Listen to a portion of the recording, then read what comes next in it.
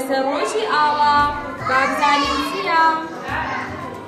ئاڵا ئەمڕۆ دڵمان زۆر خۆشە، ڕۆژی ئاڵاکەمانە، هەموو ئاهەنگ ئەگێڕین، ئاڵا بەرز ئەنرخێنین، ئاڵاکەمان ڕەنگینە، چوار ڕەنگە زۆر نەخشینە، سەوز و سپی بەفرینە، سوور و زەردی زێڕینە، لە دوژمن ئەیپارێزین، ئێمە هەرگیز نابەزین، ئاڵاکەمان هەر بەرزە، دوژمن دێنێتە لەرزە.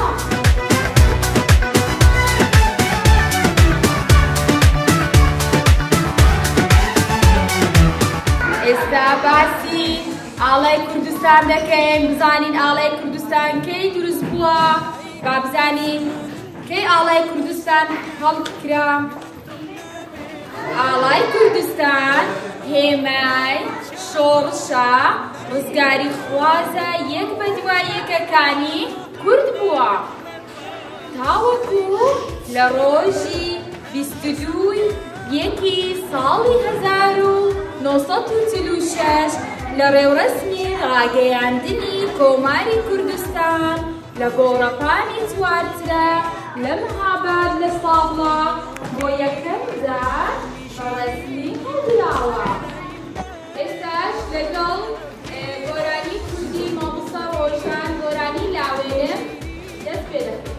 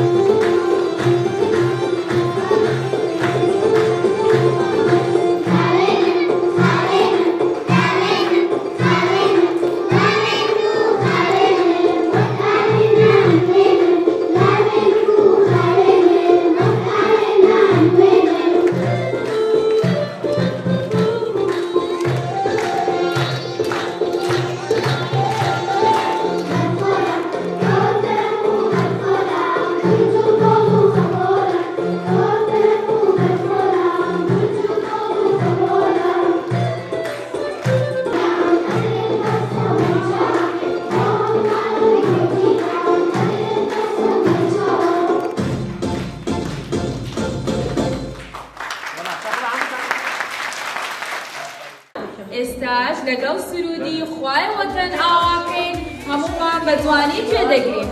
دەستان خۆش.